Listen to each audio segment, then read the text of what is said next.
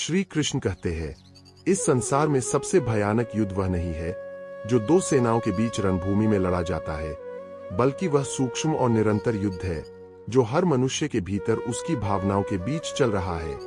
विचार कीजिए, क्या आप भी अक्सर खुद को अपनी ही भावनाओं के हाथों की कठपुतली महसूस करते हैं? क्या ऐसा होता है कि एक छोटी सी कड़वी बात आपको क्रोध की उस अग्नि में झोंक देती है जहां आपकी सोचने समझने की शक्ति भस्म हो जाती है? या फिर किसी के बिछड़ जाने का डर आपको रात भर सोने नहीं देता? हम अक्सर सोचते हैं कि हम स्वतंत्र हैं, हमने अपनी पसंद के कपड़े पहने हैं, हम अपनी पसंद का भोजन कर रहे हैं, लेकिन हकीकत में यदि कोई बाहरी व्यक्ति आपको केवल एक शब्द कहकर दुखी, विचलित या क्रोधित कर सकता है, तो आपकी स्वतंत्रता एक भ्रम मात्र है। आपकी खुशी और शांति की चाबी आपके पास नहीं, बल्कि उस व्यक्ति के पास है जिसने आपको उकसाया है। भावनाओं का यह ज्वार भाटा ही है जो मनुष्य को अशांत और भ्रमित रखता है। जब भावनाएं बुद्धि के सिंहासन पर कब्जा कर लेती है, तो मनुष्य वह सब कुछ खो देता है जिसे उसने वर्षों के परिश्रम, चरित्र और अनुशासन से कमाया होता है। इसी भावनाओं के भंवर, उनकी उत्पत्ति और उनसे होने वाले विनाश के सूक्ष्म क्रम को समझाते हुए माधव ने कुरुक्षेत्र की उस पावन भूमि पर, जहां अर्जुन अपने ही मोह और विषाद से घिरा हुआ था, जीवन का सबसे बड़ा मनोवैज्ञानिक सूत्र दिया था। जरा इस दिव्य श्लोक की गहराई में उतर कर देखिए। यहाँ भगवान केवल धर्म की बात नहीं कर रहे, बल्कि वे मनुष्य के पतन के उस पूरे विज्ञान को समझा रहे हैं जो आज के दौर में भी हर व्यक्ति के जीवन पर सटीक बैठता है। वे कहते हैं कि जब मनुष्य विषयों का, यानी बाहरी वस्तुओं या व्यक्तियों का बार बार चिंतन करता है, तो उसके भीतर उनके प्रति एक खिंचाव, एक आसक्ति पैदा होती है। और जहां आसक्ति होती है, वहां कामना यानी इच्छा जन्म लेती है। जब उस इच्छा की पूर्ति में कोई बाधा आती है, चाहे वह बाधा कोई व्यक्ति हो या कोई परिस्थिति, तो वहां से क्रोध का जन्म होता है। अब गौर कीजिए, जैसे ही क्रोध आता है, मनुष्य सम्मोहित हो जाता है, उसकी विवेक शक्ति धुंधली पड़ जाती है। इस सम्मोह से उसकी स्मृति भ्रमित हो जाती है। वह यह भूल जाता है कि वह कौन है, उसके संस्कार क्या है और उसका कर्तव्य क्या है। और जैसे ही स्मृति का नाश होता है, बुद्धि नष्ट हो जाती है। और जिसकी बुद्धि नष्ट हो गई, उस मनुष्य का अस्तित्व, उसका सम्मान और उसका भविष्य सब कुछ नष्ट हो जाता है। सोचिए, क्या आपने कभी क्रोध में आकर कोई ऐसा फैसला नहीं लिया जिसके लिए आपको बाद में जीवन भर पछताना पड़ा हो? क्या आपने कभी मोह के वश में होकर सत्य का साथ नहीं छोड़ा? भावनाओं का असंतुलन एक ऐसे नशे की तरह है जो आपको सच और झूठ के बीच का अंतर ही भुला देता है। इसे एक बहुत ही गहरे और प्राचीन दृष्टांत से समझने की कोशिश करते हैं। एक बार एक महान ऋषि अपने शिष्यों के साथ नदी के तट पर बैठे थे। अचानक उन्होंने देखा कि एक बिछुआ पानी की तेज धार में बह रहा है और डूबने ही वाला है। ऋषि ने दयावश अपना हाथ आगे बढ़ाया और बिछुए को पानी से बाहर निकाला। जैसे ही उन्होंने उसे हथेली पर रखा, बिछुए ने उन्हें जोर से डंक मार दिया। ऋषि के हाथ में तेज दर्द हुआ और बिछुआ फिर से पानी में गिर गया। ऋषि ने फिर उसे बचाने की कोशिश की और बिछुए ने उन्हें फिर डंक मारा। यह सिलसिला कई बार चला। उनके एक शिष्य ने व्याकुल होकर पूछा, गुरुदेव, आप जानते हैं कि यह जीव आपको बार बार पीड़ा पहुंचा रहा है, फिर भी आप इसे बचाने की जिद क्यों नहीं छोड़ रहे? ऋषि ने बड़ी शांति से उत्तर दिया, पुत्र, डंक मारना बिछुए का स्वभाव है और बचाना मेरा स्वभाव। जब वह अपनी प्रकृति नहीं छोड़ रहा, तो मैं अपनी प्रकृति क्यों छोड़ दूं? इस कहानी का मर्म समझिए। संतुलन का अर्थ यह नहीं है कि आप दुनिया के व्यवहार के अनुसार खुद को बदल लें, बल्कि संतुलन का अर्थ यह है कि आप अपनी आंतरिक स्थिति को बाहरी परिस्थितियों के अधीन होने दें। यदि कोई आपको गाली देता है, तो वह उसकी प्रकृति है, लेकिन यदि आप उस गाली के जवाब में क्रोधित होकर अपना आपा खो देते हैं, तो इसका अर्थ है कि आपने अपनी प्रकृति उसके अधीन कर दी है। भावनाओं का संतुलन वह ढाल है जो आपको संसार की नकारात्मकता से बचाती है। अक्सर हम मोह और प्रेम के बीच भ्रमित हो जाते हैं। हम जिसे प्रेम कहते हैं, वह अक्सर केवल मोह होता है। प्रेम और मोह के बीच का अंतर वैसा ही है जैसा आकाश और पाताल का। प्रेम मुक्त करता है, जबकि मोह बांधता है। प्रेम में दूसरे की खुशी सर्वोपरि होती है, लेकिन मोह में हमारी अपनी जरूरतें और हमारा अधिकार मुख्य होता है। जब आप किसी से मोह करते हैं, तो आप उसे एक वस्तु की तरह नियंत्रित करना चाहते हैं। आप चाहते हैं कि वह व्यक्ति आपकी इच्छा के अनुसार व्यवहार करे, आपकी पसंद के कपड़े पहने और आपकी शर्तों पर जिए। और नियंत्रण की यही सूक्ष्म इच्छा डर को जन्म देती है, उस व्यक्ति को खोने का डर। जहां डर है, वहां शांति कभी नहीं हो सकती। कल्पना कीजिए कि आपने एक बहुत ही सुंदर और दुर्लभ पक्षी को स्वर्ण पिंजरे में बंद कर रखा है। आप उसे सर्वोत्तम दाना देते हैं, उसे निहारते हैं और कहते हैं कि आप उससे बहुत प्रेम करते हैं। लेकिन क्या यह सचमुच प्रेम है? नहीं, यह मोह है। यदि आप सचमुच प्रेम करते, तो आप उसे उड़ने के लिए पूरा नीला आकाश दे देते, भले ही वह आपसे दूर चला जाए। हमारे रिश्तों में भी यही होता है। हम अपने बच्चों, अपने जीवन साथी और अपने मित्रों को अपनी अपेक्षाओं के पिंजरे में कैद कर देते हैं। जब वे हमारी उम्मीदों पर खरे नहीं उतरते, तो हमें गहरा दुख होता है। भावनाओं का संतुलन हमें यह सिखाता है कि हम प्रेम तो असीम करें, पर किसी को बांधे नहीं। जिस दिन आप पकड़ने की कला को छोड़कर होने देने की कला सीख लेंगे, आपके जीवन से आधा दुख स्वतः ही समाप्त हो जाएगा। इसके साथ ही डर के उस दानव के बारे में सोचिए जिसने मनुष्य की अनंत क्षमताओं को जंजीरों में जकड़ रखा है। डर क्या है? डर भविष्य की एक ऐसी नकारात्मक कल्पना है जो अभी हुई ही नहीं है। हम कल की गरीबी से डरते हैं, हम बीमारी से डरते हैं, हम समाज के तिरस्कार से डरते हैं। श्री कृष्ण कहते हैं कि डर केवल उसे होता है जिसने सत्य को अनुभव नहीं किया है। यदि आप यह जान ले कि आप यह विनाशी शरीर नहीं, बल्कि वह अविनाशी चेतना है जिसे न शस्त्र काट सकते हैं और न आग जला सकती है, तो फिर डर किसका? क्या लहर को कभी समुद्र में समा जाने से डरना चाहिए? नहीं, क्योंकि वह लहर भी तो समुद्र का ही एक रूप है। जिस दिन आपका विश्वास, फेथ, आपके डर से बड़ा हो जाएगा, उस दिन आप अजेय हो जाएंगे। अक्सर हमारा डर हमारी अज्ञानता की उपज होता है। जैसे अंधेरे में पड़ी एक साधारण सी रस्सी हमें सांप की तरह दिखती है और हम डरकर भागने लगते हैं। लेकिन जैसे ही ज्ञान का प्रकाश पड़ता है, हमें सत्य दिख जाता है और डर गायब हो जाता है। भावनाओं के इस सूक्ष्म विज्ञान में संतुलन का अर्थ यह कतई नहीं है कि आप पत्थर की मूर्त बन जाए या आपको कोई सुख दुख महसूस ही न हो। एक पूर्ण मनुष्य वही है जिसके हृदय में भावनाएं तो हो, लेकिन वे भावनाएं उसकी बुद्धि की लगाम के नियंत्रण में हो। विचार कीजिए एक जहाज के बारे में। जहाज समुद्र के पानी के ऊपर तैरता है, वह लहरों के थपेड़े भी खाता है, लेकिन वह तब तक नहीं डूबता जब तक समुद्र का पानी उसके भीतर प्रवेश न कर जाए। आपका मन भी उस जहाज की तरह है। संसार की भावनाएं, अपमान की लहरें और प्रशंसा की हवाएं आपके चारों ओर होंगी, लेकिन उन्हें अपने भीतर प्रवेश मत करने दीजिए। अपने भीतर एक ऐसा साक्षी भाव, ऑब्जर्वर मोड विकसित कीजिए जो सब कुछ देखे लेकिन किसी में लिप्त न हो।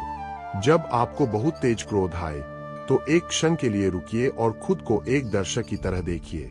यह मत कहिए कि मैं क्रोधित हूं, बल्कि यह कहिए कि मेरे मन के आकाश में क्रोध की एक काली घटा छाई है। जैसे ही आप स्वयं को उस भावना से अलग कर लेते हैं, उसकी शक्ति आधी रह जाती है। क्रोध एक आग की तरह है। यदि आप उसे ईंधन, अपनी प्रतिक्रिया नहीं देंगे, तो वह अपने आप बुझ जाएगी। भावनाओं का संतुलन वह कला है जहां आप अपनी ऊर्जा को प्रतिक्रिया, रिएक्ट करने के बजाय प्रत्युत्तर, रिस्पॉन्ड देने में लगाते हैं। प्रतिक्रिया अज्ञानता से आती है, जबकि प्रत्युत्तर जागरूकता से आता है। सोचिए, क्या आप अपनी भावनाओं की ऊर्जा को रूपांतरित कर सकते हैं? क्रोध को संकल्प में बदलिए। यदि कोई आपका अपमान करता है, तो उस क्रोध को अपनी प्रगति का ईंधन बना लीजिए। मोह को भक्ति में बदलिए। उस व्यक्ति से जो प्रेम आप कर रहे हैं, उसमें उस ईश्वर की छवि देखना शुरू कर दीजिए। और डर को सावधानी में बदलिए। जब आप अपनी भावनाओं की दिशा बदल देते हैं, तो वही भावनाएं जो पहले आपकी सबसे बड़ी बाधा थीं, अब आपके उत्थान की सीढ़ियां बन जाती है। हनुमान जी का क्रोध धर्म की रक्षा के लिए था, इसलिए वह पुण्य बन गया। आपका क्रोध किस लिए है? क्या वह आपके अहंकार की छोटी सी चोट को सहलाने के लिए है? अक्सर लोग मुझसे पूछते हैं, माधव, हम अपनी भावनाओं को दबाए कैसे? मैं हमेशा कहता हूं कि दबाना कभी समाधान नहीं हो सकता। जिस चीज को आप दबाएंगे, वह आपके अवचेतन मन में और गहरी जड़ें जमा लेगी और एक दिन किसी भयानक मानसिक रोग या विस्फोट के रूप में बाहर आएगी। समाधान दबाना नहीं, बल्कि सजगता, अवेयरनेस है। जैसे ही प्रकाश आता है, अंधेरा अपने आप गायब हो जाता है। उसे झाड़ू मारकर बाहर निकालने की जरूरत नहीं पड़ती। वैसे ही जैसे ही आप अपनी भावनाओं के प्रति सजग होते हैं, उनका नकारात्मक प्रभाव कम होने लगता है। जब आप दुखी हो, तो उस दुख के साथ थोड़ी देर बैठिए, उसे महसूस कीजिए, उससे भागिए मत। जब आप उसे पूरी तरह अनुभव कर लेंगे, तो वह स्वयं विदा हो जाएगा।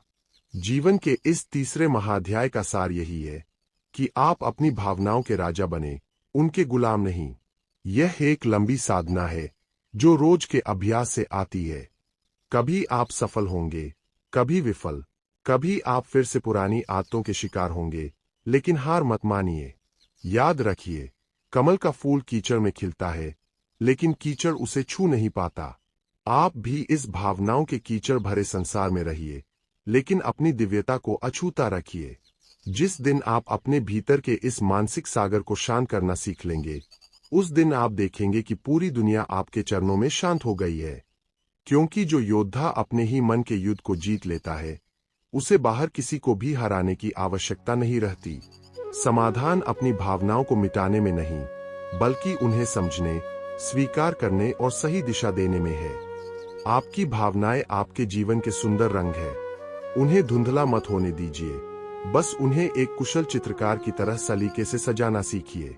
इसी संतुलन के साथ आगे बढ़िए, क्योंकि एक स्थिर और शांत मन ही वह दर्पण है, जिसमें ईश्वर का प्रतिबिंब सबसे स्पष्ट और सुंदर दिखाई देता है। विचार कीजिए, क्या आप आज तैयार हैं अपनी उन जंजीरों को तोड़ने के लिए जिन्होंने आपको वर्षों से बांध रखा है? क्या आप तैयार हैं उस मानसिक स्वतंत्रता के लिए जहां आपकी शांति किसी दूसरे के शब्दों की मोहताज नहीं होगी? याद रखिए, आप इस ब्रह्मांड की सबसे श्रेष्ठ रचना है, और एक श्रेष्ठ रचना कभी क्षुद्र भावनाओं के अधीन होकर नहीं जीती। अपने भीतर के उस अटूट केंद्र को खोजिए जो सुख दुख के पार है। श्री कृष्ण कहते हैं, इस अनंत संसार में भावनाओं का सागर कभी शांत नहीं रहता, लेकिन उस सागर की गहराई में एक ऐसा मौन छिपा है, जिसे केवल वही जान सकता है जो लहरों के साथ बहना छोड़कर अपने केंद्र में ठहरना सीख जाता है। विचार कीजिए, क्या आप भी अक्सर दूसरों की प्रगति को देखकर अपने भीतर एक अनजानी सी जलन या टीस महसूस करते हैं, जिसे हम ईर्ष्या कहते हैं? वह वास्तव में किसी और के प्रति नफरत नहीं है, बल्कि वह स्वयं की क्षमताओं पर किया गया एक गहरा संदेह है। जब आप अपनी तुलना किसी और से करते हैं, तो आप अनजाने में ही अपनी विशिष्टता का अपमान कर रहे होते हैं। हर फूल के खिलने का अपना मौसम होता है, और हर सितारे की अपनी चमक। ईर्ष्या वह तेजाब है जो उस बर्तन को ज्यादा नुकसान पहुंचाता है जिसमें वह रखा होता है। इसके साथ ही एक और भावना है जो मनुष्य को भीतर से खोखला कर देती है, वह है अपराध बोध, गिल्ट। हम अपने अतीत की गलतियों को एक भारी पत्थर की तरह अपनी पीठ पर लाद कर चलते रहते हैं। हम भूल जाते हैं कि पश्चाताप का अर्थ स्वयं को दंडित करना नहीं, बल्कि स्वयं को परिष्कृत करना है। भावनाओं के इसी सूक्ष्म जाल और उनसे मुक्त होकर स्थित प्रज्ञ बनने के रहस्य को समझाते हुए माधव ने अर्जुन से उन गुणों के बारे में कहा था जो एक स्थिर बुद्धि वाले मनुष्य की पहचान होते हैं। इस परम सत्य को अपनी अंतरात्मा में उतरने दीजिए। भगवान कहते हैं कि जो मनुष्य अपनी समस्त भौतिक इच्छाओं का त्याग कर देता है, जो ममता और अहंकार से रहित है और जिसमें किसी प्रकार की लालसा शेष नहीं रह गई है, वही वास्तव में शांति को प्राप्त करता है। यहाँ इच्छाओं का त्याग करने का अर्थ हाथ पैर छोड़कर बैठ जाना नहीं है, बल्कि उन इच्छाओं के साथ जुड़े अपने अहंकार को त्याग देना है। जब आप यह मान लेते हैं कि मैं ही सब कुछ कर रहा हूं और यह सब मेरा है, तो आपकी भावनाएं आपको अशांत करने लगती है। लेकिन जैसे ही आप निर्मम, बिना मेरा के और निरहंकार होते हैं, वैसे ही आप भावनाओं के उस चक्रवात से बाहर निकल आते हैं जो दूसरों को डुबो देता है। इसे एक अत्यंत प्रभावशाली और मनोवैज्ञानिक वृत्तांत से समझने का प्रयास कीजिए। दो सन्यासी एक लंबी यात्रा पर थे। रास्ते में एक नदी पड़ी जहां पानी का बहाव बहुत तेज था। किनारे पर एक सुंदर युवती खड़ी थी जो नदी पार करने से डर रही थी। सन्यासियों का नियम था कि वे किसी स्त्री को स्पर्श नहीं करेंगे, लेकिन बड़े सन्यासी ने बिना कुछ कहे उस युवती को अपने कंधे पर उठाया, नदी पार कराई और दूसरी ओर उसे सुरक्षित छोड़कर आगे बढ़ गए। छोटा सन्यासी यह देखकर हैरान रह गया। वह मन ही मन सोचने लगा कि गुरुदेव ने नियम तोड़ दिया। कई मील चलने के बाद छोटे सन्यासी से रहा नहीं गया और उसने पूछा, गुरुदेव, हमारे नियमों के अनुसार हमें किसी स्त्री को छूना नहीं चाहिए था, फिर आपने उसे कंधे पर क्यों उठाया? बड़ा सन्यासी मुस्कुराया और बोला, पुत्र, मैंने तो उस युवती को उसी किनारे पर उतार दिया था, लेकिन तुम उसे अभी तक अपने मन के कंधे पर उठाए घूम रहे हो। इस कहानी के मर्म पर विचार कीजिए। हमारी भावनाओं की सबसे बड़ी समस्या यही है कि हम उन्हें ढोते हैं। किसी ने हमारा अपमान किया तो हम उस अपमान को सालों तक अपने मन में जीवित रखते हैं। किसी ने हमारे साथ बुरा किया तो हम उस घृणा को पालते रहते हैं। भावनाओं का संतुलन तब आता है जब आप उन्हें क्षण में जीना सीख जाते हैं। जो बीत गया उसे वही छोड़ देना ही मानसिक स्वास्थ्य की पहली सीढ़ी है। यदि आप अतीत के मलबे को धोते रहेंगे तो आप वर्तमान के सुंदर महलों का निर्माण कभी नहीं कर पाएंगे। अक्सर लोग ईर्ष्या, जेलसी की आग में जलते रहते हैं। सोचिए, जब आपका पड़ोसी एक नई गाड़ी लाता है या आपके सहकर्मी की पदोन्नति होती है, तो आपके भीतर क्या घटता है? ईर्ष्या वास्तव में अभाव की मानसिकता, स्कैर्सिटी माइंडसेट से पैदा होती है। आपको लगता है कि दुनिया में सफलता सीमित है और यदि किसी और को मिल गई तो आपके लिए कम पड़ जाएगी। लेकिन श्री कृष्ण कहते हैं कि यह ब्रह्मांड अनंत है।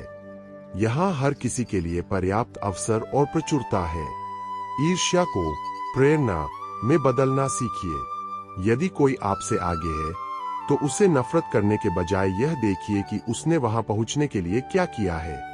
अपनी ऊर्जा को दूसरों को नीचे गिराने में खर्च करने के बजाय खुद को ऊपर उठाने में लगाइए।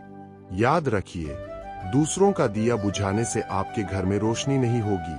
आपका प्रकाश तो आपके अपने कर्मों के तेल और पुरुषार्थ की बाती से ही जलेगा। इसी तरह भावनाओं के संतुलन में क्रोध की भूमिका पर एक और दृष्टिकोण से विचार कीजिए। हम अक्सर सोचते हैं कि हमें क्रोध आता है, जबकि सच यह है कि हम क्रोध करते हैं। क्रोध एक चुनाव, चॉइस है। जब परिस्थितियां हमारी इच्छा के विपरीत होती है तो हम चिल्लाकर या हिंसक होकर अपना प्रभुत्व जमाना चाहते हैं। लेकिन क्या क्रोध से कभी किसी समस्या का स्थायी समाधान हुआ है? एक बार एक व्यक्ति गौतम बुद्ध के पास आया और उन्हें अपशब्द कहने लगा। बुद्ध शांति से सुनते रहे। जब वह व्यक्ति थक गया तो बुद्ध ने पूछा, यदि तुम किसी को कोई भेंट दो और वह उसे स्वीकार न करे तो वह भेंट किसके पास रहेगी? व्यक्ति ने कहा, जाहिर है वह मेरे पास ही रहेगी। बुद्ध मुस्कुराए और बोले, वैसे ही तुमने मुझे ये अपशब्द भेंट किए, लेकिन मैंने इन्हें स्वीकार नहीं किया। अब बताओ ये किसके पास है? यही वह बौद्धिक संतुलन है जो श्री कृष्ण हमें सिखाना चाहते हैं। यदि कोई आपको अपमानित करने का प्रयास कर रहा है तो वह उसकी समस्या है, आपकी नहीं। जब तक आप उसकी बात को अपने भीतर नहीं लेते, तब तक वह आपको आहत नहीं कर सकती। अपनी भावनाओं का रिमोट कंट्रोल दूसरों के हाथों में मत दीजिए। दुनिया आपको पत्थर मारेगी, अपमान करेगी, धोखे देगी, यह दुनिया की प्रकृति है। लेकिन आप उन पत्थरों से अपना घर बनाते हैं या अपना सिर फोड़ते हैं, यह पूरी तरह आपका निर्णय है। भावनाओं का संतुलन वह आंतरिक कवच है जिसे कोई भी बाहरी अस्त्र भेद नहीं सकता। विचार कीजिए उस डर के बारे में जो आपको जोखिम लेने से रोकता है। हम अक्सर असफलता के डर, से इतने ग्रस्त होते हैं कि हम प्रयास करना ही छोड़ देते हैं। लेकिन क्या आपने कभी सोचा है कि डर वास्तव में क्या है? डर केवल एक विचार है जो आपके मन ने भविष्य के बारे में कहा है। श्री कृष्ण अर्जुन से कहते हैं, हे पार्थ, तू किस बात से डरता है? क्या तू कुछ लेकर आया था जो तूने खो दिया? जो आज तेरा है कल किसी और का था और परसों किसी और का होगा। जब आप जीवन की इस नश्वरता और परिवर्तनशीलता को समझ लेते हैं तो डर का आधार ही गिर जाता है। जो होने वाला है वह होकर रहेगा और जो नहीं होने वाला उसकी चिंता व्यर्थ है। अपनी पूरी ऊर्जा उस कार्य में लगाइए जो अभी आपके सामने है। जब आप वर्तमान में पूरी तरह स्थित होते हैं तो डर के लिए कोई स्थान नहीं बचता। भावनाओं के संतुलन में एक और बाधा है, प्रशंसा की भूख।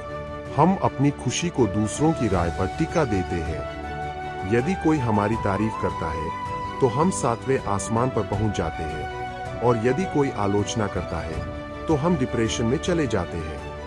यह स्थिति उस सूखे पत्ते की तरह है जो हवा के एक झोंके से इधर-उधर उड़ता रहता है। स्थित प्रज्ञ मनुष्य वह है जिसकी जड़ें इतनी गहरी है कि प्रशंसा की धूप और आलोचना की बारिश उसे विचलित नहीं करती। स्वयं का मूल्यांकन स्वयं कीजिए। यदि आप जानते हैं कि आपका उद्देश्य नेक है और आपके कर्म सही है, तो फिर दुनिया क्या कहती है, इससे कोई अंतर नहीं पड़ता। अक्सर लोग पूछते हैं कि क्या भावनाओं को पूरी तरह खत्म कर देना चाहिए? नहीं, भावनाहीन होना मानवता नहीं है। भावनाओं का होना यह दर्शाता है कि आप जीवित हैं, लेकिन उन भावनाओं का स्वामी होना यह दर्शाता है कि आप जागृत हैं।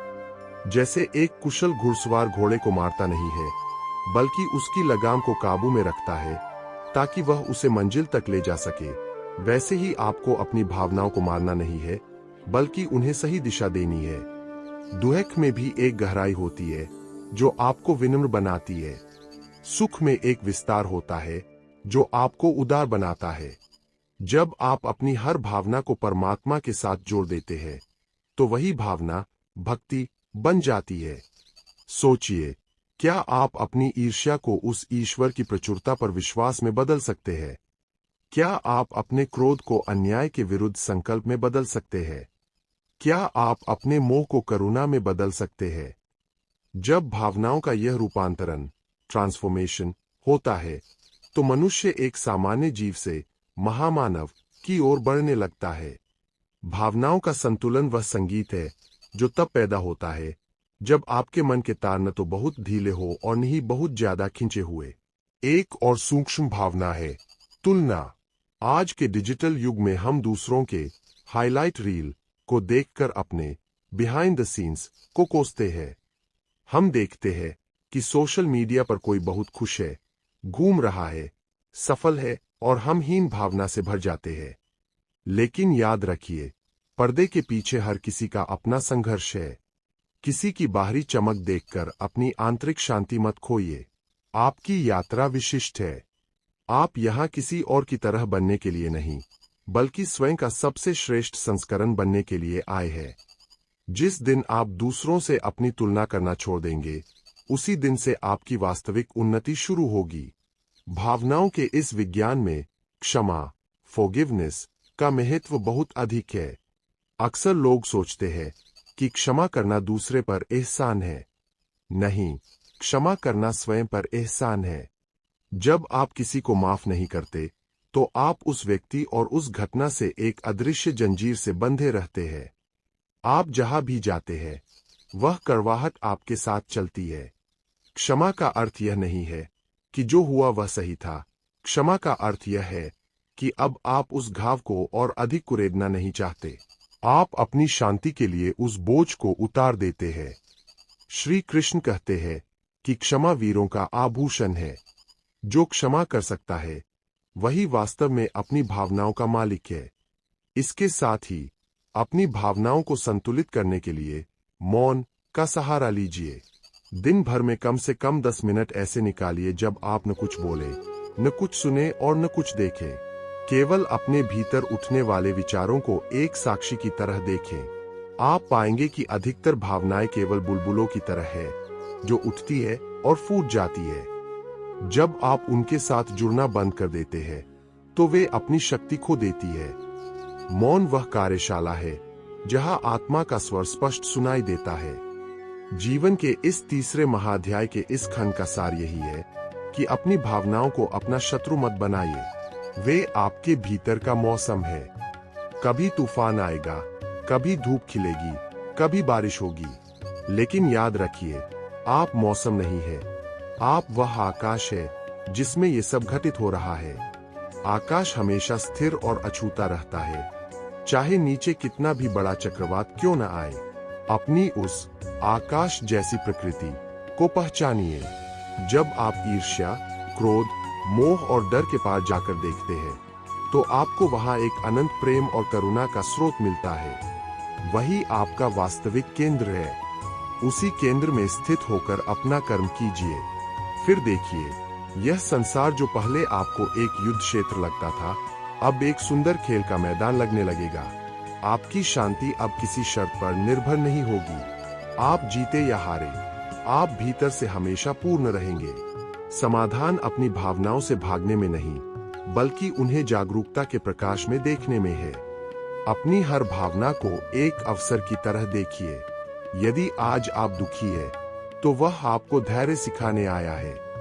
श्री कृष्ण कहते हैं, इस अनंत ब्रह्मांड की सबसे बड़ी पहेली कोई बाहरी रहस्य नहीं, बल्कि मनुष्य का अपना हृदय है, जो कभी करुणा के सागर की तरह शांत होता है तो कभी प्रतिशोध की ज्वाला में धधकने लगता है। विचार कीजिए, आप दिन भर में कितनी बार अपनी ही भावनाओं के उतार चढ़ाव के कारण थक जाते हैं। जैसे कोई थका हुआ नाविक ऊंची लहरों के बीच अपनी नाव को बचाने का संघर्ष कर रहा हो।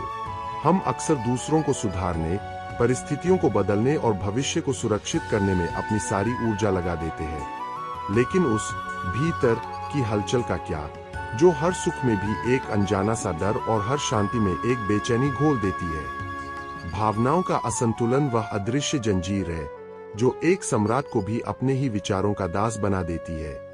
जब तक आपका सुख किसी और की प्रशंसा पर और आपकी शांति किसी बाहरी अनुकूलता पर निर्भर है, तब तक आप वास्तव में स्वतंत्र नहीं है।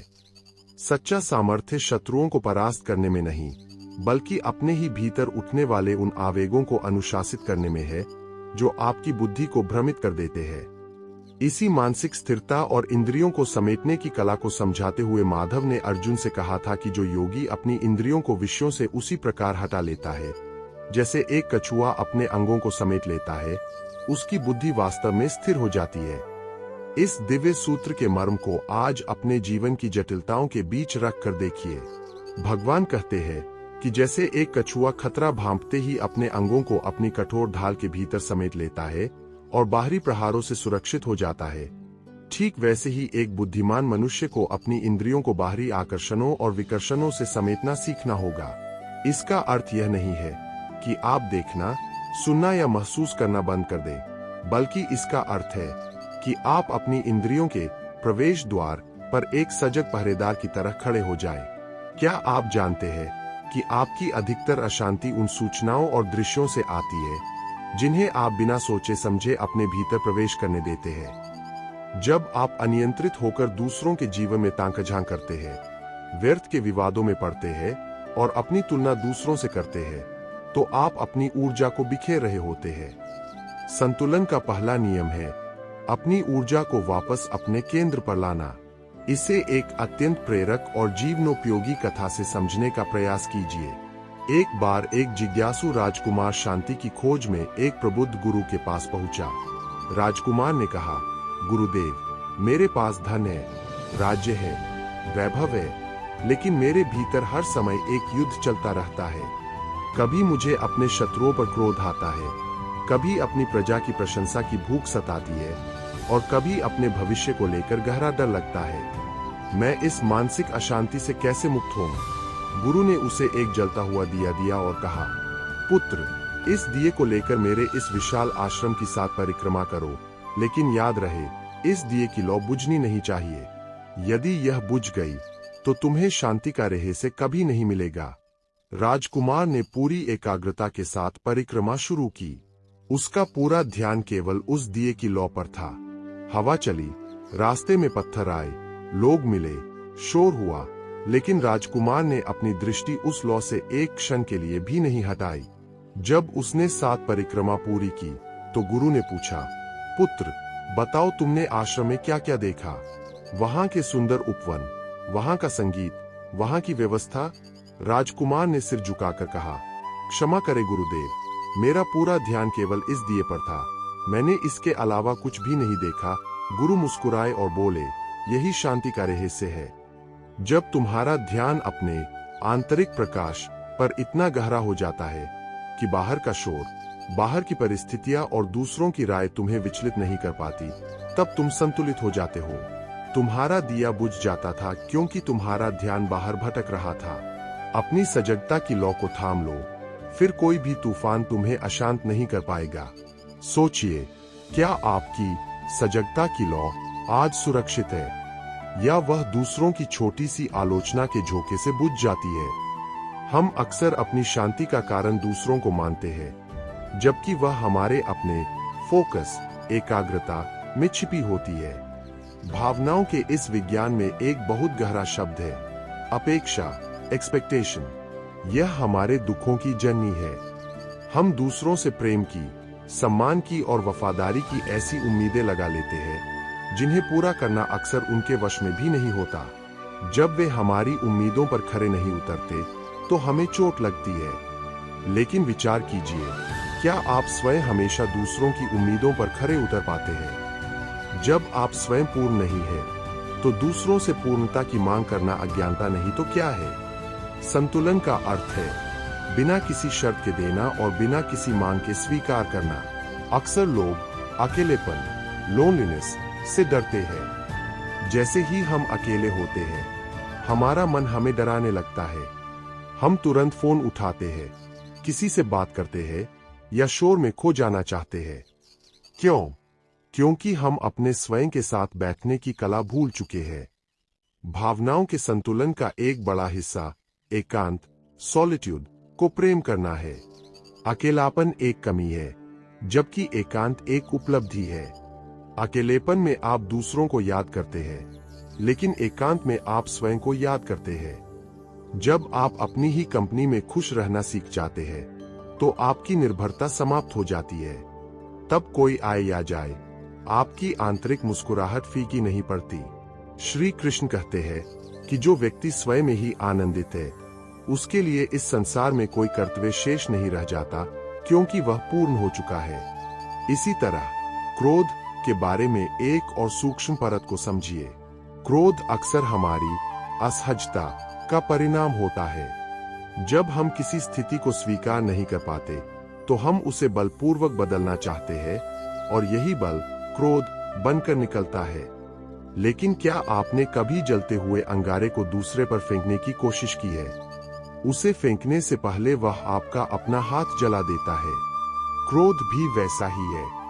वह सामने वाले को नुकसान पहुंचाए या न पहुंचाए, वह आपकी अपनी शांति, आपके स्वास्थ्य और आपके विवेक को उसी क्षण नष्ट कर देता है। समाधान यह नहीं है कि आप क्रोध को दबाएं, बल्कि समाधान यह है कि आप अपनी समझ को बढ़ाएं। जब आप यह समझ लेते हैं कि सामने वाला व्यक्ति अपने अज्ञान, अपनी परिस्थितियों या अपने संस्कारों के कारण वैसा व्यवहार कर रहा है, तो आपके भीतर क्रोध की जगह करुणा पैदा होती है। जैसे आप एक छोटे बच्चे की नादानी पर क्रोध नहीं करते, वैसे ही इस संसार को एक बड़ा पालना मान लीजिए जहां हर कोई अपनी अपनी समझ के अनुसार खेल रहा है। भावनाओं के संतुलन में तुलना, कंपैरिजन का जहर सबसे तेजी से फैलता है। हम अक्सर अपनी आंतरिक स्थिति को दूसरों की बाहरी चमक धमक से तौलते हैं। हम देखते हैं कि कोई हमसे ज्यादा सफल है, किसी के पास ज्यादा धन है, और हम दुखी हो जाते हैं। लेकिन क्या आपको पता है कि वह सफल दिखने वाला व्यक्ति रात को किन चिंताओं के साथ सोता है? हर चमकती चीज सोना नहीं होती। आपकी यात्रा आपकी अपनी है। ईश्वर ने आपको एक विशिष्ट उद्देश्य के लिए इस पृथ्वी पर भेजा है। जब आप दूसरों की नकल करने की कोशिश करते हैं, तो आप अपनी मौलिकता को खो देते हैं।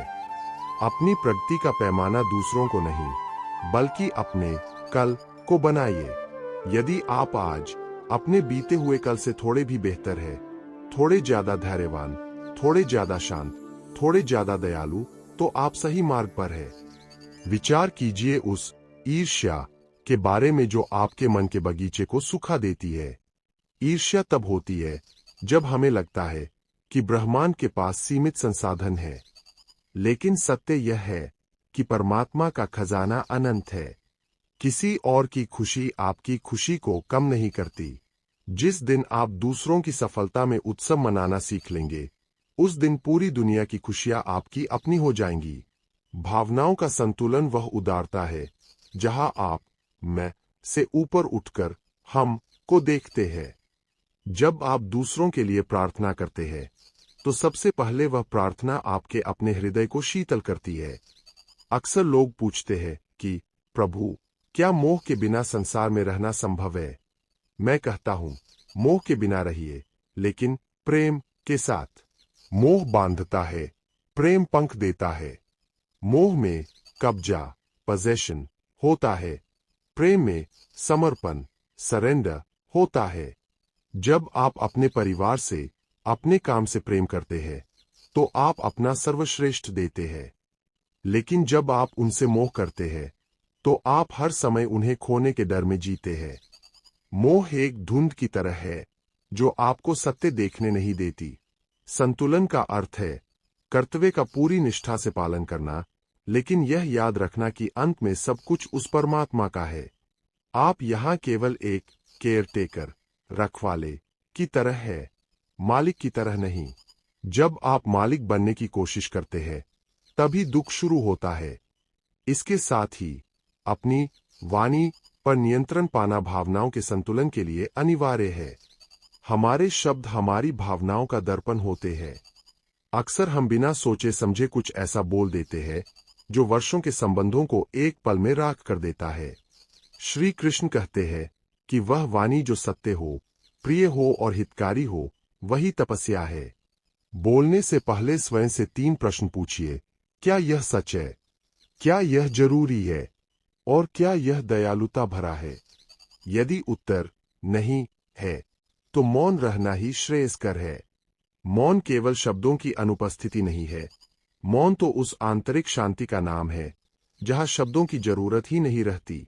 जब आप मौन होते हैं, तो आप केवल बाहरी शोर से नहीं बचते, बल्कि आप अपने भीतर की उन अनगिनत शिकायतों और तर्कों से भी मुक्त हो जाते हैं। भावनाओं का संतुलन एक कला है जिसे रोज सीखना पड़ता है।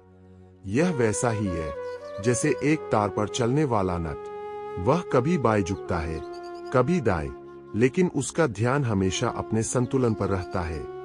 जीवन में भी कभी सुख का पल्ला भारी होगा, कभी दुख का। कभी लोग आपकी जय जयकार करेंगे, कभी आपके चरित्र पर कीचड़ उछालेंगे। लेकिन यदि आपका पैर सजगता के तार पर मजबूती से टिका है, तो आप गिरेंगे नहीं। अपनी असफलताओं को खुद पर हावी मत होने दीजिए और अपनी सफलताओं को अपने सिर पर मत चढ़ने दीजिए। दोनों ही मेहमान हैं, आएंगे और चले जाएंगे। आप वह घर बने रहिए जहां ये मेहमान आते जाते रहें, पर घर की स्थिरता न बिगड़े।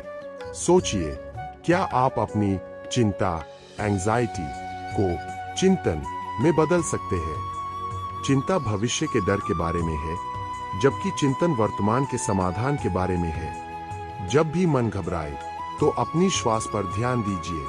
श्वास वर्तमान में होती है। जब आप गहरी और शांत सांस लेते हैं, तो आपका मस्तिष्क आपके शरीर को संदेश भेजता है कि सब कुछ ठीक है। यह एक शारीरिक सत्य है कि एक शांत शरीर में अशांत मन अधिक देर तक नहीं रह सकता। योग और प्राणायाम केवल व्यायाम नहीं है, वे आपकी भावनाओं को व्यवस्थित करने के यंत्र है। जीवन के इस तीसरे महाअध्याय के इस पड़ाव पर मैं आपसे यही कहूंगा कि अपनी कोमलता को अपनी कमजोरी मत मानिए। एक संतुलित हृदय ही सबसे अधिक शक्तिशाली होता है। वही हृदय है जो घृणा के बीच भी प्रेम कर सकता है, जो शोर के बीच भी मौन रह सकता है और जो हार के बीच भी मुस्कुराहट बिखेर सकता है।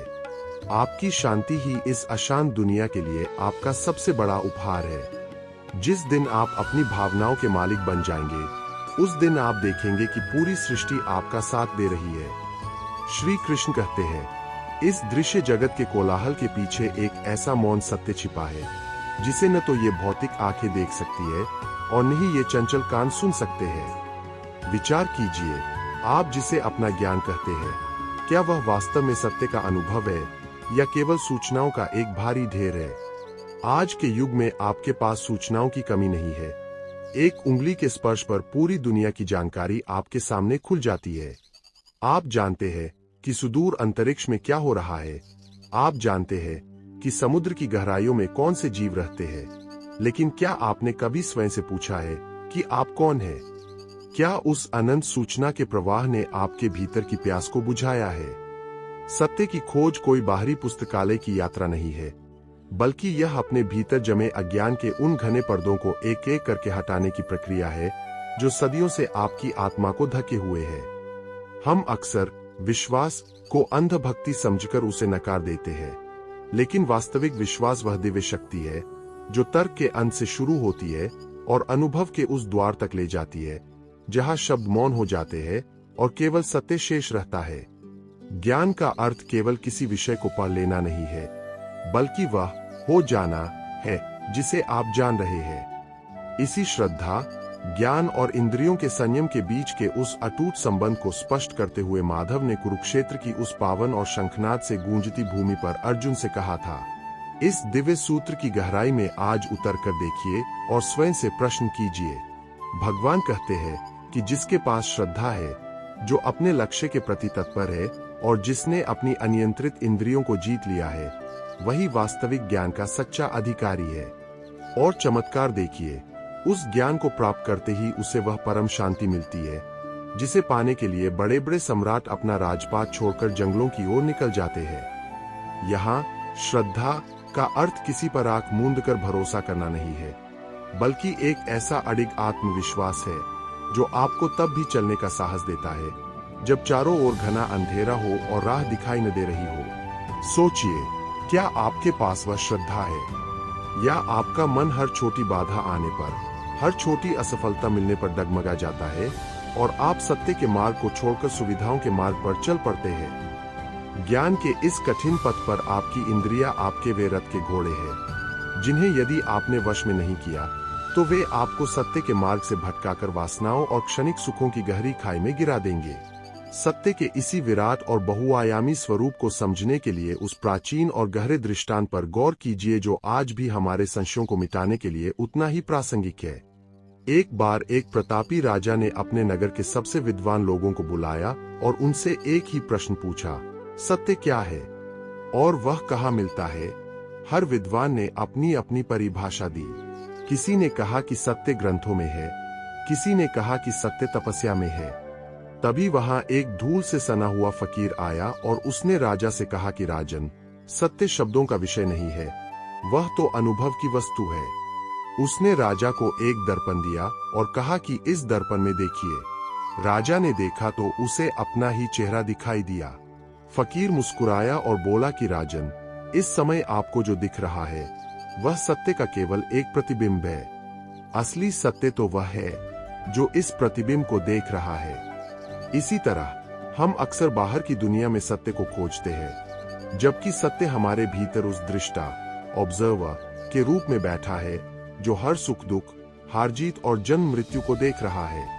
सत्य वह है जो त्रिकाल अबाधित है, जो कल भी था, आज भी है और कल भी रहेगा। आपकी धारणाएं समय के साथ बदल सकती है, आपकी भावनाएं मौसम की तरह बदल सकती है, यहाँ तक कि आपका यह शरीर भी एक दिन राख हो जाएगा, लेकिन वह सत्य, वह चेतना कभी नहीं बदलती। विचार कीजिए, जब आप किसी दूसरे व्यक्ति के साथ विवाद करते हैं तो उस समय एक क्षण रुकिए और याद रखिए कि शायद वह भी सत्य का वह पहलू देख रहा है जो आपकी दृष्टि से ओझल है।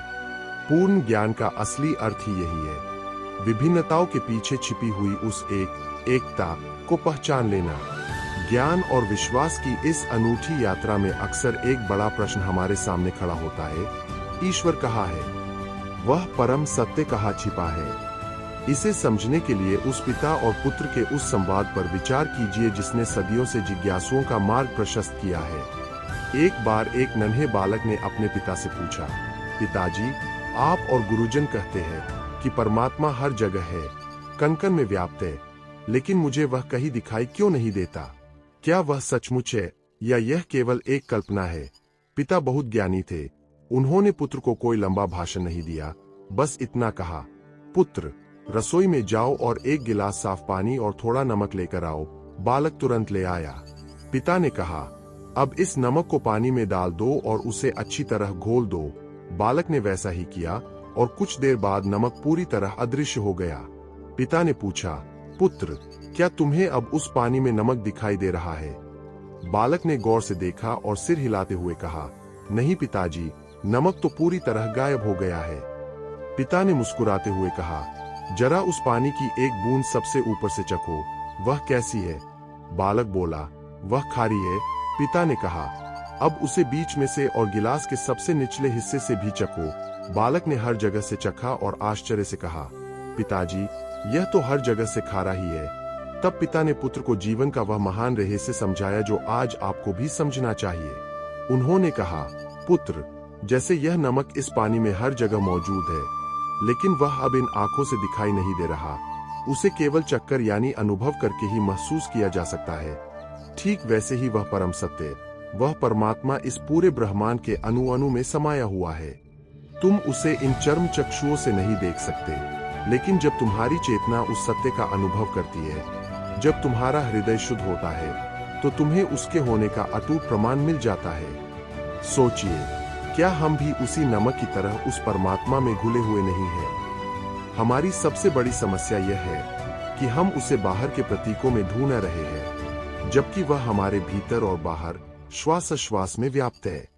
उसे देखने के लिए आंखों की नहीं, बल्कि उस दृष्टि की आवश्यकता है जो केवल ज्ञान और असीम श्रद्धा से उत्पन्न होती है। विश्वास की वह शक्ति ऐसी है जो बंजर जमीन में भी खुशियों के फूल खिला सकती है। लेकिन यह विश्वास कैसा होना चाहिए? क्या यह केवल कुछ शब्दों को रट लेना है? नहीं, विश्वास का वास्तविक अर्थ है पूर्ण समर्पण। जिस दिन आप यह जान लेते हैं कि आप अकेले नहीं हैं, बल्कि वह विराट शक्ति आपके माध्यम से कार्य कर रही है, उसी दिन से आपके जीवन का सारा तनाव और भय समाप्त हो जाता है। सत्य की इस कठिन खोज में अक्सर माया या भ्रम हमारे रास्ते का सबसे बड़ा कांटा बन जाता है। हम जिसे सुख समझते हैं, वह अक्सर अंत में दुख का कारण निकलता है। हम जिसे बहुत अपना समझते हैं, वह समय के एक छोटे से चक्र के साथ पराया हो जाता है। यह भ्रम वैसा ही है जैसे तपते हुए रेगिस्तान में दिखने वाली मृग तृष्णा। एक प्यासा हिरन दूर चमकती हुई रेत को पानी समझकर उसकी ओर पागलों की तरह दौड़ता है, लेकिन वहां पहुंचने पर उसे केवल और गर्म रेत मिलती है। वह हार नहीं मानता, वह फिर आगे चमकते हुए टीले की ओर भागता है और अंत में प्यास से तड़पकर दम तोड़ देता है। विचार कीजिए, क्या हमारी स्थिति भी उस हिरन जैसी नहीं है? हम भौतिक वस्तुओं में, क्षणभंगुर संबंधों में और सांसारिक उपलब्धियों में उस शाश्वत सुख को ढूंढ रहे हैं जो वास्तव में वहां है ही नहीं। ज्ञान हमें यह सिखाता है कि हम उस रेत की बाहरी चमक के पीछे अपनी ऊर्जा नष्ट न करें, बल्कि अपने भीतर के उस ठंडे झरने को खोजें जो कभी सूखता नहीं है। अक्सर लोग मुझसे पूछते हैं, माधव, क्या बिना किसी गुरु के ज्ञान पाना संभव है? मैं हमेशा कहता हूं कि गुरु केवल वह नहीं है जो बाहर बैठा है। आपके भीतर निरंतर बोलती आपकी अपनी अंतरात्मा ही आपकी सबसे बड़ी और सच्ची गुरु है। लेकिन उस गुरु की सूक्ष्म आवाज को सुनने के लिए आपको अपने मन के निरंतर चलते शोर को शांत करना होगा।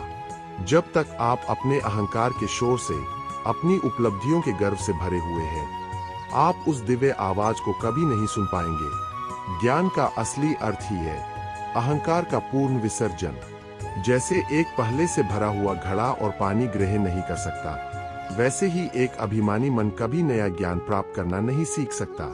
अपने आप को शून्य करना ही सत्य को पाने की पहली और सबसे महत्वपूर्ण सी ही है। सोचिए, क्या आप सचमुच इस समय जाग रहे हैं, या आप केवल एक लंबी और गहरी नींद में हैं, जिसे आप जीवन कहते हैं? जब आप रात को सपना देख रहे होते हैं, तो वह सपना आपको उस क्षण बिल्कुल सच लगता है। आप सपने में डरते हैं, रोते हैं, खुश होते हैं, लेकिन जैसे ही आपकी आंख खुलती है, आपको अचानक पता चलता है कि वह सब तो केवल एक मानसिक कल्पना थी। ज्ञान वह जागृति है जो आपको इस संसार रूपी महास्वप्न से जगाती है। तब आपको बोध होता है कि आप कोई असहाय या कमजोर प्राणी नहीं है, बल्कि आप उस अनंत चैतन्य के एक अविभाज्य हिस्से हैं। इस यात्रा में तर्क का अपना एक महत्व है, लेकिन याद रखिए कि तर्क की भी एक सीमा होती है। तर्क आपको सत्य के दरवाजे तक पहुंचा सकता है, लेकिन उस द्वार के भीतर प्रवेश तो केवल आपका अनुभव और अटल विश्वास ही करा पाएगा।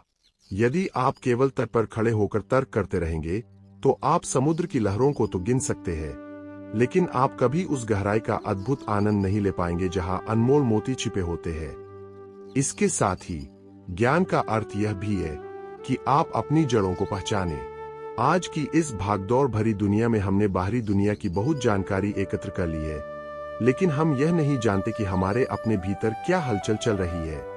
हम अपने स्वयं के सवा से कट गए हैं, और जो स्वयं को नहीं जानता, उसका सारा बाहरी ज्ञान केवल कचरा है। उपनिषद बार बार पुकार कर कहते हैं, आत्मान विद्धि, यानी अपने आप को जानो। जिस दिन आपको यह अनुभव हो जाएगा कि आपके भीतर की वह छोटी सी चेतना और इस पूरे ब्रह्मांड की महान चेतना वास्तव में एक ही है, उस दिन आपके लिए संसार में कुछ भी पाना या खोना शेष नहीं रह जाएगा। विश्वास का एक और अत्यंत महत्वपूर्ण पहलू है धैर्य। सत्य कभी भी रातों रात प्रकट नहीं होता। यह एक क्रमिक विकास की प्रक्रिया है। जैसे एक छोटी सी कली को सुंदर फूल बनने में समय लगता है, वैसे ही एक साधक को ज्ञानी बनने में धैर्य की आवश्यकता होती है। समाधान किसी बाहरी चमत्कार या किसी अलौकिक शक्ति के आने में नहीं है, बल्कि आपकी अपनी दृष्टि के शुद्धिकरण में है। जब आपका मन आईने की तरह निर्मल हो जाता है, जब आपकी बुद्धि हिमालय की तरह स्थिर हो जाती है, और जब आपका हृदय निश्चल श्रद्धा से भर जाता है, तब सत्य स्वयं आपके सामने नृत्य करने लगता है। तब आपको किसी श्लोक, किसी मंत्र या किसी भारी भरकम ग्रंथ की आवश्यकता नहीं रहती, क्योंकि तब आप स्वयं एक जीता जागता दिव्य ग्रंथ बन जाते हैं। ज्ञान की इस अद्भुत और अनंत यात्रा के इस चौथे अध्याय में आइए हम सब मिलकर यह दृढ़ संकल्प लें कि हम केवल जानने के लिए नहीं, बल्कि जीने के लिए सत्य की खोज करेंगे।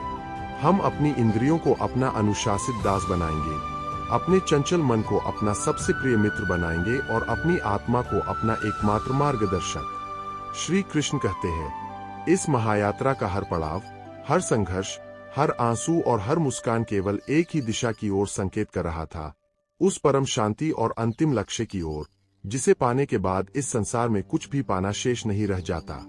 विचार कीजिए, आप जीवन भर दौड़ते रहे, आपने धन संचय किया, संबंध बनाए, मान प्रतिष्ठा अर्जित की, लेकिन क्या कभी उस एकांत क्षण में आपने खुद से पूछा है कि इस सब का अंत क्या है? हम एक ऐसे घर की सजावट में पूरी जिंदगी बिता देते हैं, जिसे हमें एक न एक दिन छोड़कर जाना ही है। यह वैसा ही है जैसे कोई यात्री किसी सराय को अपना स्थायी निवास मान ले और वहां की सुख सुविधाओं में इतना खो जाए कि उसे अपनी असली मंजिल ही याद न रहे। जीवन का परम लक्ष्य मृत्यु से डरना नहीं, बल्कि उस सत्य को जीना है जो मृत्यु के पार भी अडिग रहता है। शांति वह नहीं है जो आपको हिमालय की गुफाओं में मिलेगी। शांति वह है जो संसार के कोलाहल के बीच आपके भीतर एक गहरे सन्नाटे की तरह मौजूद रहती है, जिसे आप सफलता समझ रहे हैं। वह केवल एक पड़ाव है।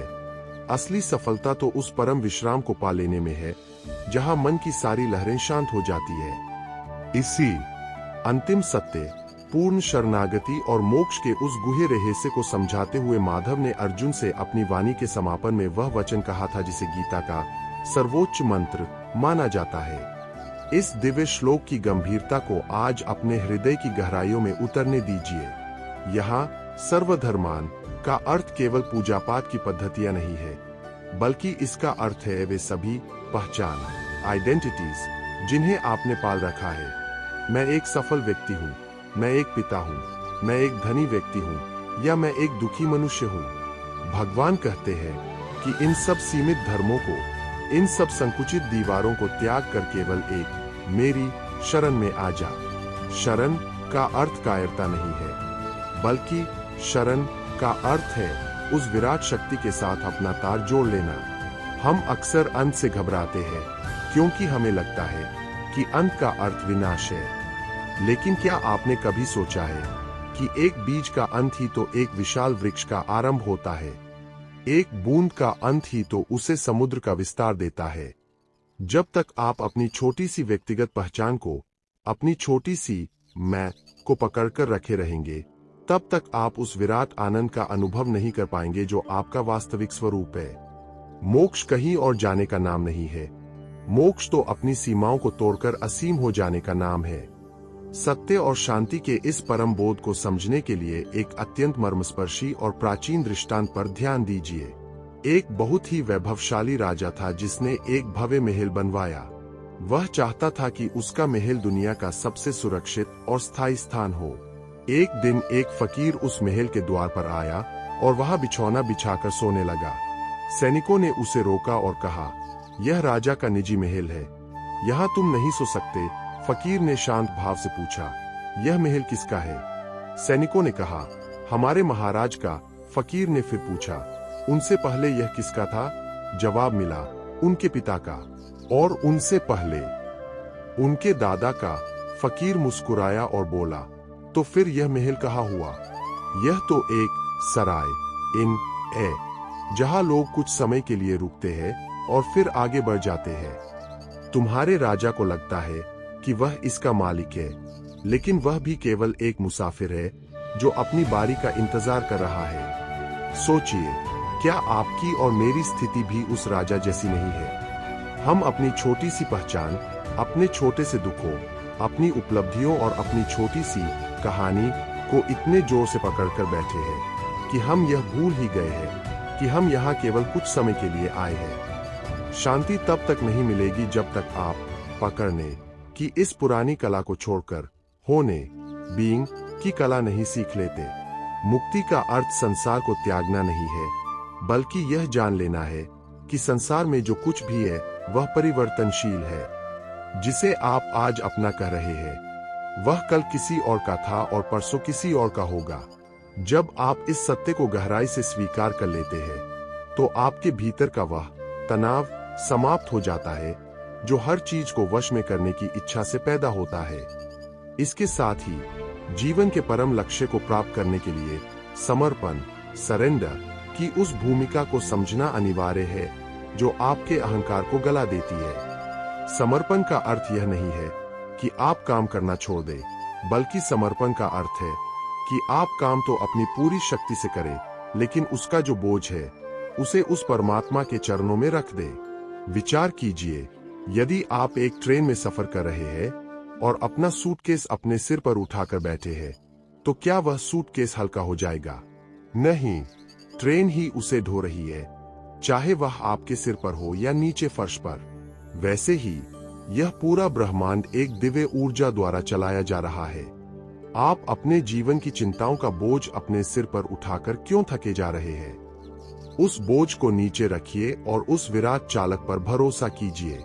जिस दिन आप अपने कर्मों को कृष्णार्पण कर देंगे, उसी दिन से आपकी हर थकान और हर डर विदा हो जाएगा। शांति का असली मार्ग पूर्ण स्वीकार, टोटल एक्सेप्टेंस से होकर गुजरता है। जो है उसे वैसे ही स्वीकार करना जैसा वह अभी इस क्षण में है, यही सबसे बड़ी साधना है। इसका अर्थ यह नहीं है कि आप पुरुषार्थ करना छोड़ दें, बल्कि इसका अर्थ यह है कि आप प्रयास तो अपनी पूरी शक्ति से करें, लेकिन जो परिणाम निकल कर आए उसे उस विधाता की मंगलमयी इच्छा मानकर माथे से लगा ले। हम अक्सर वर्तमान से लड़ते रहते हैं। हम चाहते हैं कि ऐसा नहीं, वैसा होना चाहिए था। यही विरोध अशांति का कारण है। जब आप कहना शुरू करते हैं, हे प्रभु, आपकी इच्छा ही मेरी इच्छा है, तो उसी क्षण आपके भीतर एक अलौकिक शांति का उदय होता है। जीवन के इस अंतिम और सबसे महत्वपूर्ण पाठ में आपको यह भी समझना होगा कि मृत्यु कोई शत्रु नहीं, बल्कि जीवन का एक अनिवार्य और सुंदर विश्राम है। जिसे हमने मोह कहा है, वही मृत्यु को डरावना बनाता है।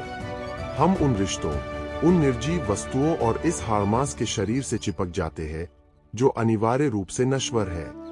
सोचिए, यदि आप एक थिएटर में नाटक देख रहे हो, तो क्या आप चाहेंगे कि नाटक कभी खत्म ही न हो? नहीं, हर नाटक का एक अंत होता है, ताकि नया पर्दा उठ सके। यह जीवन भी एक नाटक है। यहाँ जो भी आपको मिला है, वह केवल इस भूमिका को निभाने के लिए दिया गया है। जिस दिन यह बोध आपके भीतर गहरा हो जाएगा, उस दिन आप हर संबंध को जिएंगे तो पूरी शिद्दत और प्रेम से, पर आप किसी को पकड़ेंगे नहीं। सत्य तो यह है कि जिसे आप आज मेरा कहते हैं, वह सब उधार का है। यह शरीर उन 5 तत्वों से उधार लिया गया है, जिन्हें एक दिन वापस करना है। यह श्वास उस विराट ब्रह्मांडीय वायु से उधार ली गई है। यह बुद्धि और यह ज्ञान भी संचित अनुभवों का ही एक हिस्सा है। जब सब कुछ उधार का ही है, तो फिर आपका अपना क्या है? आपका अपना केवल वह साक्षी भाव है, वह शुद्ध चेतना है जो इन सब बदलते हुए दृश्यों को देख रही है। उस चेतना को पहचानना और उसी में स्थित रहना ही जीवन का सर्वोच्च लक्ष्य है। जिस दिन आप होने के आनंद में डूब जाएंगे, उस दिन पाने की सारी दौड़ समाप्त हो जाएगी। परम शांति का अर्थ आलस्य या पलायन नहीं है। याद कीजिए, श्री कृष्ण ने अर्जुन को शांति और समर्पण की ये गूढ़ बातें तब बताईं जब वह युद्ध के मैदान में खड़ा था। इसका अर्थ है कि आप अपनी सांसारिक जिम्मेदारियों को पूरी निष्ठा से निभाते हुए भी भीतर से पूरी तरह अछूते रह सकते हैं। जैसे एक कमल का पत्ता पानी के भीतर ही रहता है, लेकिन पानी की एक बूंद भी उसे गीला नहीं कर पाती, वैसे ही आप इस संसार रूपी महासागर में रहिए। काम कीजिए, प्रेम कीजिए, संघर्ष कीजिए, लेकिन इस बाहरी संसार को अपने भीतर के मंदिर में प्रवेश मत करने दीजिए। समाधान किसी भविष्य की काल्पनिक घटना में नहीं है। समाधान तो इसी वर्तमान क्षण में उपलब्ध है। यदि आप आज इस स्थिति में शांत नहीं हो सकते, तो आप कहीं भी शांत नहीं होंगे। शांति कोई ऐसी मंजिल नहीं है जहां आप एक दिन थक हार कर पहुंचेंगे। शांति तो वह रास्ता है जिस पर आपको हर पल चलना है। जिस दिन आप स्वयं को उस विराट सत्ता के हाथों की एक बांसुरी बना देंगे, उस दिन आपका जीवन संगीत बन जाएगा। विचार कीजिए, क्या आप आज तैयार हैं उस पूर्ण शरणागति के लिए? क्या आप तैयार हैं अपने जीवन का रथ उस सारथी के हाथ में सौंपने के लिए जो कभी किसी का साथ नहीं छोड़ता? याद रखिए, इस संसार के रंगमंच पर आप आए हैं, तो आपको अपनी भूमिका तो निभानी ही पड़ेगी, लेकिन वह भूमिका आपके लिए बंधन बनेगी या मुक्ति का द्वार, यह केवल और केवल आपकी दृष्टि और आपके भाव पर निर्भर करता है। इसी बोध, इसी परम शांति और इसी असीम आनंद के साथ अपने जीवन के एक नए और वास्तविक अध्याय की शुरुआत कीजिए। यह अंत नहीं है, यह तो वास्तव में उस दिव्य जीवन की शुरुआत है जहां केवल प्रेम, प्रकाश और आनंद शेष रहता है। जिस दिन आप निडर होकर इस संसार के खेल को एक साक्षी भाव से देखेंगे, उसी दिन आप मुक्त कहलाएंगे। शांति, शांति, शांति। श्री कृष्ण कहते हैं, जब एक लंबी यात्रा अपने गंतव्य पर पहुंचती है, तो पथिक के मन में 2 भाव होते हैं। एक संतोष कि वह घर पहुंच गया, और दूसरा वह सारा अनुभव जो उसने धूल भरे रास्तों और तूफानों से सीखा है। जीवन के इन रहस्यों की इस महाश्रृंखला के अंतिम पड़ाव पर क्या आपने कभी विचार किया है कि हमने अब तक जो भी जाना, वह केवल शब्दों का संग्रह था या वह आपके जीवन का हिस्सा बन पाया? हम अक्सर ज्ञान को एक आभूषण की तरह पहन लेते हैं, लेकिन उसे अपनी रगों में बहने वाले रक्त की तरह नहीं बना पाते। सबसे बड़ी समस्या यह नहीं है कि हम जानते नहीं है, बल्कि यह है कि हम जो जानते हैं उसे जी नहीं पाते। हमारे भीतर एक विभाजन है। एक तरफ हमारी आध्यात्मिक इच्छाएं है और दूसरी तरफ इस संसार की मजबूरियां। हम मंदिर में कुछ और होते हैं और बाजार में कुछ और। यह दोहरापन ही हमारी अशांति का असली कारण है। जब तक आपके ज्ञान और आपके आचरण के बीच की खाई नहीं भरेगी, तब तक शांति केवल एक कल्पना ही रहेगी। इसी आचरण की श्रेष्ठता और लोक कल्याण के मार्ग को स्पष्ट करते हुए माधव ने अर्जुन से कहा था कि श्रेष्ठ पुरुष जैसा आचरण करता है, सामान्य लोग भी वैसा ही करने लगते हैं। वह जो प्रमाण प्रस्तुत करता है, समस्त संसार उसका अनुसरण करता है। इस सत्य को गहराई से अपनी चेतना में उतरने दीजिए। यह श्लोक केवल नेताओं या राजाओं के लिए नहीं है, यह आपके लिए है। आप अपने जीवन के श्रेष्ठ पुरुष हैं। आपके विचार, आपके शब्द और आपके कर्म न केवल आपके भविष्य को गढ़ रहे हैं, बल्कि वे इस ब्रह्मांड में एक ऐसी लहर पैदा कर रहे हैं जो दूसरों को भी प्रभावित करती है। दिव्य जीवन का अर्थ यह नहीं है कि आप माला लेकर बैठ जाएं और कर्तव्यों से भाग जाएं, बल्कि इसका अर्थ यह है कि आप अपने हर छोटे से छोटे काम को इतनी पूर्णता और पवित्रता से करें कि वह दूसरों के लिए एक उदाहरण बन जाए। जब आप ईमानदारी से अपना व्यापार करते हैं, जब आप प्रेम से अपने परिवार का पालन करते हैं, या जब आप धैर्य से किसी की बात सुनते हैं, तब आप वास्तव में कृष्ण की पूजा कर रहे होते हैं। सत्य के इसी व्यावहारिक रूप को समझने के लिए एक मर्मस्पर्शी वृत्तांत पर ध्यान दें। एक बहुत बड़े संत थे जिनके पास हजारों लोग ज्ञान पाने आते थे। एक दिन एक युवक उनके पास आया और बोला, महाराज, मैंने आपके सारे प्रवचन सुने हैं, मैंने गीता और उपनिषद भी कंठस्थ कर लिए हैं, लेकिन मेरे भीतर वह शांति नहीं है जिसकी आप बात करते हैं। मुझे क्या करना चाहिए? संत मुस्कुराए और उन्होंने उसे एक कोरा कागज और एक दिया दिया। उन्होंने कहा, पुत्र, इस दिए को लेकर मेरे बगीचे के उस पार जाओ और वहां जो कुछ भी दिखे उसे इस कागज पर लिख लाओ। युवक गया, लेकिन वहां घना अंधेरा था। दिए की रोशनी केवल 2 कदम तक ही जा रही थी। वह डर गया और वापस आ गया। उसने कहा, महाराज, वहां बहुत अंधेरा है, इस छोटे से दिए से मैं पूरा बगीचा कैसे देख सकता हूं?